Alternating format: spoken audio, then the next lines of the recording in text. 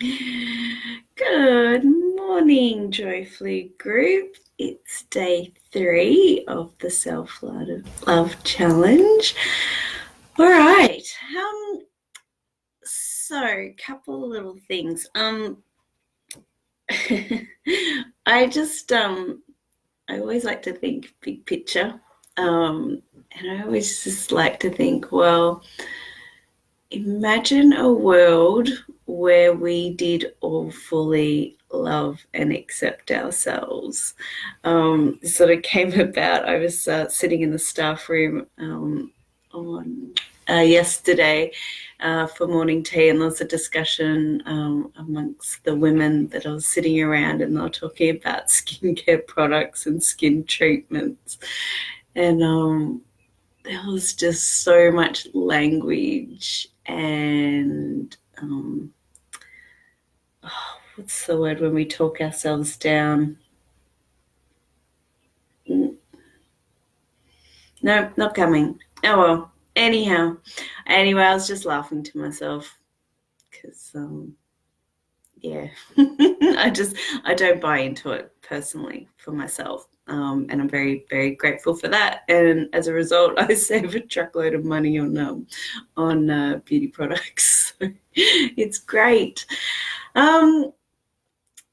So I was also reflecting on why even the need for this challenge. Like, why need to have to challenge ourselves to love ourselves? Like it's pretty brutal when you cut it down. And I guess ultimately we live in a world where we're constantly being bombarded by suggestions of that we're not yet enough, and that if we just buy this one thing that's being shown to us, that could be the key. That's what's going to do it.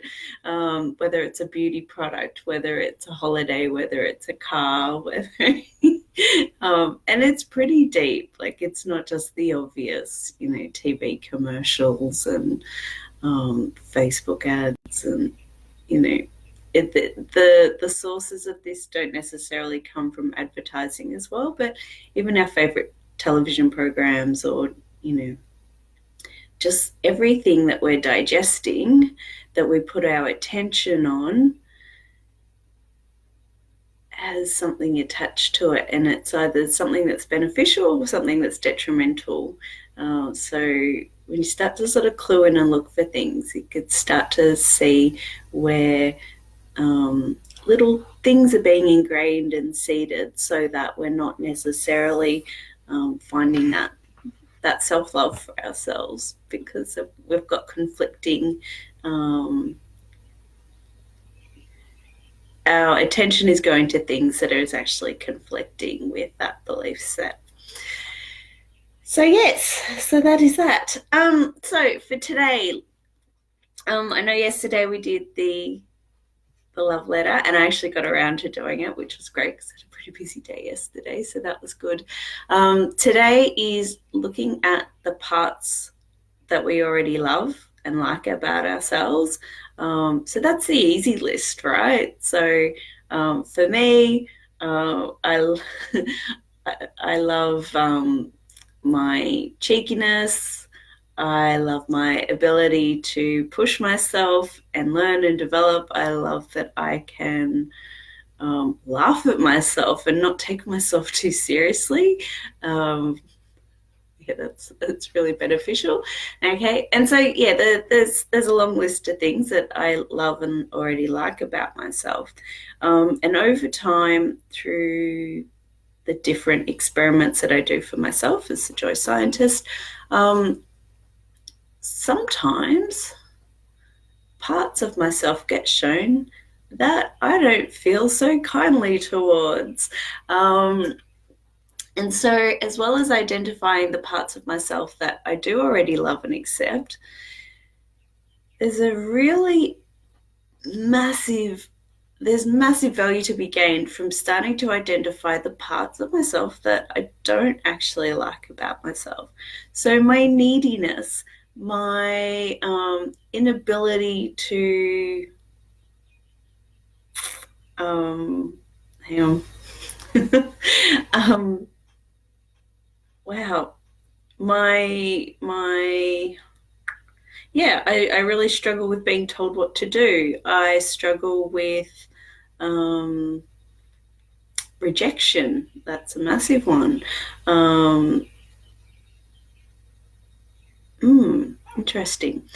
There's a part of me that's a real bitch. And that was kind of, it was a bit disturbing finding her, that part of myself. But there's also, once you sort of kind of become aware that it's there and go, oh, well, actually, yeah, in the right circumstances, I could be a total bitch. And that's okay. Yeah. Um, so the part of me that gets scared, the unprofessional part of myself, uh, the very silly, over the top, ridiculous part of myself. There's a part that's very easily influenced, although her grip has lessened a lot over the last couple of years, which I'm a lot more discerning these days, thank goodness. Um, yeah, there's a really awkward part of myself. Um, the part that can get jealous. Yeah, that's not a pretty part to have to examine. And the truth of the matter is that as human beings, we are all things. So there is a part of me that could kill someone given the right circumstances. If I had the right environmental conditions go on, perhaps I could be a serial killer. So there's a part of me that has that capacity. Okay. Hopefully, that's not one that I really have to look at and examine closely in this lifetime. But it's just not discarding parts of ourselves. What actually happens as we're growing up, as we start to grow socially, is we realize that some parts of ourselves are not as socially acceptable as others. And quite often, what we do is we discard those parts or we repress them and we disown them, because we don't want to be that if that's not acceptable in our peer groups or in our families with our primary caregivers. Yeah. So, this process of um, uncovering ourselves involves actually digging around and looking for those little shady shadow parts that perhaps we've discarded and unloved for quite some time. Now, I'm not always going to love the bitch, right? Okay, but I can at least acknowledge that she's there. And then maybe over time I can start to see that, she's got she's got resources there that are sometimes useful. Like if I'm being bullied or pushed around, hell, I want that part to come out and defend me. Yeah, but if I've discarded and rejected the part that stands up for myself, that sets boundaries, then I'm just going to be pushed around. Okay, so the challenge is really to come up with two lists. Now, these lists are infinite, they're not going to end, so just bear that in mind. However, just starting to analyze the characteristics and the parts of ourselves that are easily lovable and identifiable. And this might actually be an easier list or a challenge to do before doing the love letter to self. Okay, if you struggled with that particular one. And then I would suggest that the parts that we have discarded, rejected, and repressed, that's also not necessarily an easy one. Okay, it's sort of owning our shit a bit.